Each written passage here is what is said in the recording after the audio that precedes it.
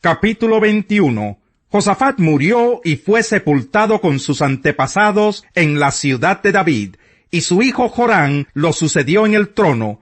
Sus hermanos eran Azarías, Jehiel, Zacarías, Azarías, Micael y Cefatías. Todos estos fueron hijos de Josafat, rey de Israel. Su padre les había regalado plata, oro y objetos de valor en abundancia, y les entregó también ciudades fortificadas en Judá, pero el reino se lo dio a Jorán porque era el hijo mayor. Cuando Jorán se afirmó completamente en el trono de su padre, mató a espada a todos sus hermanos y también a algunos jefes de Israel. Jorán tenía 32 años cuando ascendió al trono, y reinó en Jerusalén 8 años, pero hizo lo que ofende al Señor, pues siguió el mal ejemplo de los reyes de Israel, como lo había hecho la familia de Acab, y llegó incluso a casarse con la hija de Acab. Pero el Señor no quiso destruir la dinastía de David, por consideración al pacto que había hecho con él, pues le había prometido mantener encendida para siempre una lámpara para él y sus descendientes. En tiempos de Jorán, los edomitas se sublevaron contra Judá, y se nombraron su propio rey. Por lo tanto, Jorán marchó con sus capitanes y todos sus carros de combate. Los edomitas lo cercaron a él y a los capitanes de los carros, pero durante la noche Jorán logró abrirse paso. Desde entonces, Edom ha estado en rebelión contra Judá, al igual que la ciudad de Libná, que en ese mismo tiempo se sublevó. Esto sucedió porque Jorán abandonó al Señor, Dios de sus antepasados. Además, Jorán construyó santuarios paganos en las colinas de Judá, e indujo a los habitantes de Jerusalén y de Judá a la idolatría. El profeta Elías le envió una carta con este mensaje: Así dice el Señor, Dios de tu antepasado David, por cuanto no seguiste el buen ejemplo de tu padre Josafat, ni el de Asa, rey de Judá, sino que seguiste el mal ejemplo de los reyes de Israel, haciendo que los habitantes de Judá y de Jerusalén fueran infieles a Dios, como lo hizo la familia de Acab, y por cuanto asesinaste a tus hermanos, la familia de tu padre, que eran mejores que tú, el Señor herirá con una plaga terrible a tu pueblo, a tus hijos, a tus mujeres y todas tus posesiones, y a ti te enviará una enfermedad en las entrañas, tan grave que día tras día empeorará, hasta que se te salgan los intestinos. El Señor incitó a los filisteos y a los árabes vecinos de los cusitas para que se rebelaran contra Jorán. Así que marcharon contra Judá y la invadieron, y se llevaron todos los objetos de valor que hallaron en el palacio real, junto con los hijos y las mujeres de Jorán.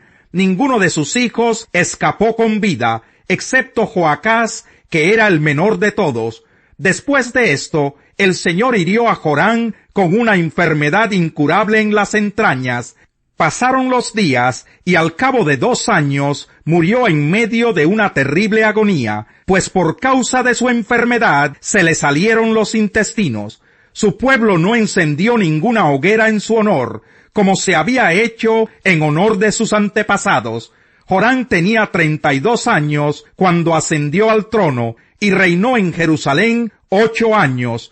Murió sin que nadie guardara luto por él, y fue sepultado en la ciudad de David, pero no en el panteón de los reyes.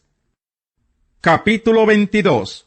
A la muerte de Jorán, los habitantes de Jerusalén proclamaron rey a Ocosías, su hijo menor, pues a sus hijos mayores los habían asesinado las bandas de árabes que habían venido al campamento.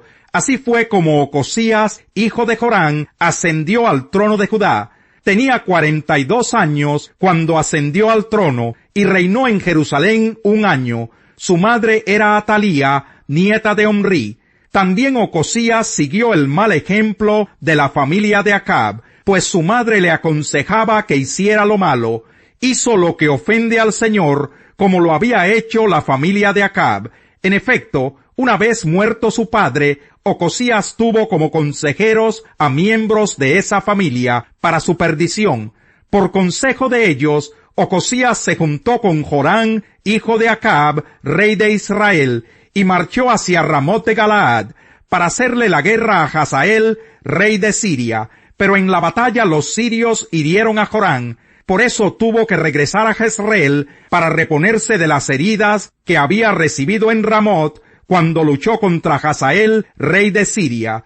Como Jorán, hijo de Acab, convalecía en Jezreel, Ocosías, hijo de Jorán, rey de Judá, fue a visitarlo.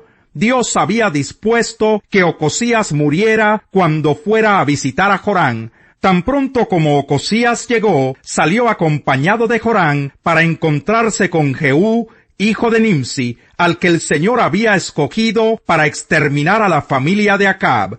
Mientras Jehú ejecutaba el juicio contra la familia de Acab, se encontró con los jefes de Judá y con los parientes de Ocosías, que estaban al servicio de éste, y los mató. Luego mandó a buscar a Ocosías, que se había escondido en Samaria, pero lo apresaron y lo llevaron ante Jehú, quien ordenó matarlo. Sin embargo, le dieron sepultura porque decían, es el hijo de Josafat, que buscó al Señor con todo su corazón. Y en la familia de Ocosías no quedó nadie capaz de retener el reino. Cuando Atalía, madre de Ocosías, vio que su hijo había muerto, tomó medidas para eliminar a toda la familia real de Judá. Pero Josaba, que era hija del rey y esposa del sacerdote Joyadá, raptó a Joás, hijo de Ocosías, cuando los príncipes estaban a punto de ser asesinados. Metiéndolo en un dormitorio con su nodriza, logró esconderlo de Atalía, de modo que no lo mataron. Hizo esto porque era la hermana de Ocosías. 6 años estuvo Joás escondido con ellos en el templo de Dios, mientras Atalía reinaba en el país. Capítulo 23. En el 7º año, el sacerdote Joyadá se armó de valor y convocó a los siguientes capitanes: Azarías, hijo de Jeroán; Ismael, hijo de Joanán; Azarías, hijo de Obed; Maseías, hijo de Adaías; y Elisafat, hijo de Sicrí. Estos recorrieron todo el país, convocando a los levitas de todos los pueblos de Judá y a los jefes de las familias de Israel, para que fueran a Jerusalén. Allí toda la asamblea reunida en el templo de Dios hizo un pacto con el rey. Joyadá les dijo, aquí tienen al hijo del rey, él es quien debe reinar, tal como lo prometió el Señor a los descendientes de David. Así que hagan lo siguiente: 1/3 parte de ustedes, los sacerdotes y levitas que están de servicio el sábado, hará la guardia en las puertas. Otra 1/3 parte permanecerá en el palacio real, y la 1/3 parte restante ocupará la puerta de los cimientos, mientras que todo el pueblo estará en los atrios del templo. Solo los sacerdotes y levitas que estén de servicio entrarán en el templo, pues ellos están consagrados. Nadie más podrá entrar. El pueblo deberá obedecer el precepto del Señor. Arma en mano, los levitas rodearán por completo al rey, y si alguien se atreve a entrar al templo, mátenlo. No dejen solo al rey, vaya donde vaya. Los levitas y todos los habitantes de Judá cumplieron con todo lo que el sacerdote Joyadá les había ordenado. Cada uno reunió a sus hombres, tanto a los que estaban de servicio el sábado como a los que estaban libres, pues el sacerdote Joyadá no eximió a ninguno de los turnos. Este repartió entre los capitanes las lanzas y los escudos grandes y pequeños del rey David, que estaban guardados en el templo de Dios, y luego colocó en sus puestos a todos. Cada uno, arma en mano, protegía al rey cerca del altar y desde el lado sur hasta el lado norte del templo. Luego sacaron al hijo del rey, le pusieron la corona, le entregaron una copia del pacto y lo proclamaron rey. Joyadá y sus hijos lo ungieron y gritaron, ¡Viva el rey! Cuando Atalía oyó la gritería del pueblo que corría y aclamaba al rey, fue al templo del Señor, donde estaba la gente. Allí vio al rey de pie, junto a la columna de la entrada, y a los capitanes y músicos a su lado. Toda la gente tocaba alegre las trompetas y los cantores, acompañados de instrumentos musicales, dirigían la alabanza. Al ver esto, Atalía se rasgó las vestiduras y gritó: «¡Traición! ¡Traición!». Entonces el sacerdote Joiada, como no quería que la mataran en el templo del Señor, hizo que salieran los capitanes que estaban al mando de las fuerzas, y les ordenó: «Sáquenla de entre las filas, y si alguien se pone de su lado, mátenlo a filo de espada». Así que la apresaron y la llevaron al palacio por la puerta de la caballería, y allí la mataron. Luego Joiada hizo un pacto con toda la gente y con el rey, para que fueran el pueblo del Señor. Entonces toda la gente fue al templo de Baal y lo derribó. Destruyeron los altares y los ídolos, y enfrente de los altares degollaron a Matán, sacerdote de Baal. Después Joiada apostó guardias en el templo del Señor, bajo las órdenes de los sacerdotes y levitas. A estos David les había asignado sus turnos para que ofrecieran al Señor los holocaustos, como está escrito en la ley de Moisés, y para que cantaran con gozo, como lo había ordenado David. También colocó porteros en la entrada del templo del Señor, para que le impidieran el paso a todo el que estuviera impuro. Acto seguido, Joiada, acompañado de los capitanes, los nobles, los gobernadores y todo el pueblo, llevó al rey desde el templo del Señor hasta el palacio real, pasando por la puerta superior, y sentaron a Joás en el trono real. Todo el pueblo estaba alegre y tranquila la ciudad, pues habían matado a Atalía a filo de espada. Me dirijo ahora a ustedes los gentiles. Como apóstol que soy de ustedes, le hago honor a mi ministerio, pues quisiera ver si de algún modo despierto los celos de mi propio pueblo, para así salvar a algunos de ellos. Pues si el haberlos rechazado dio como resultado la reconciliación entre Dios y el mundo, ¿no será su restitución una vuelta a la vida? Si se consagra la parte de la masa que se ofrece como primicias, también se consagra toda la masa. Si la raíz es santa, también lo son las ramas. Ahora bien, es verdad que algunas de las ramas han sido desgajadas, y que tú, siendo de olivo silvestre, has sido injertado entre las otras ramas. Ahora participas de la savia nutritiva de la raíz del olivo. Sin embargo, no te vayas a creer mejor que las ramas originales, y si te jactas de ello, ten en cuenta que no eres tú quien nutre a la raíz, sino que es la raíz la que te nutre a ti. Tal vez dirás: desgajaron unas ramas para que yo fuera injertado. De acuerdo, pero ellas fueron desgajadas por su falta de fe, y tú por la fe te mantienes firme. Así que no seas arrogante sino temeroso, porque si Dios no tuvo miramientos con las ramas originales, tampoco los tendrá contigo.